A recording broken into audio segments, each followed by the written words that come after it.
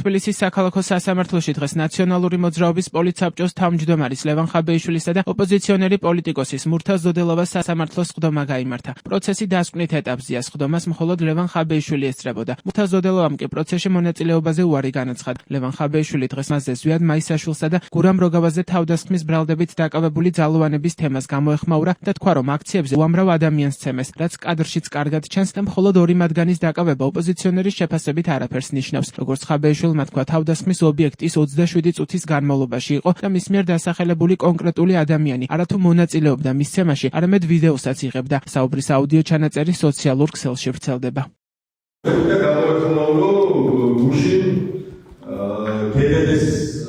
თანამშრომლობის დაკავებას და ძალიან ხარ მართლა სულელები არ აღგარავა ჯერეთი ლევან ხაბეიშვილი ამოწმებია და ამოწმებია თქო ასობით ადამიანზეა საუბარი მე ჩვენს ახალგაზრდაზე კადრში ჩანს თავის ათეულობით ადამიანები დავაკავეთ ოღონდ საკუთარ დახურვა გამოსცა ჯერ რომ იქ შემიძლია და ციკლებს რომ ვიხავი მეგარი 20 წამი და მე 27 წუთის განმავლობაში ვიყავი მათი თავდასხმის ობიექტი მინიმუმ 27 წუთის განმავლობაში ჩემზე ძლიერდება ფიზიკური ანგარიშრობა ეს რამდენიმე ეტაპიანი და მე როგორც მაშინ ესე იგი როგორც პარლამენტის წევრი ნაციონალური მოძრაობის თავმჯდომარე მეორე დღეს ესე იგი მთავარი ოპოზიციური პარტიის ლიდერმა ეს განცხადება გავაკეთე პარლამენტში და დავასახელე კონკრეტული ადამიანი ვინც არ მონაწილეობდა ჩემს თავდასხმაში გულისხმობ ეგრეთ წოდებულ ხარაზაშვილს რომელიც ახორციელებდა ჩემზე ვიდეო გადაღებას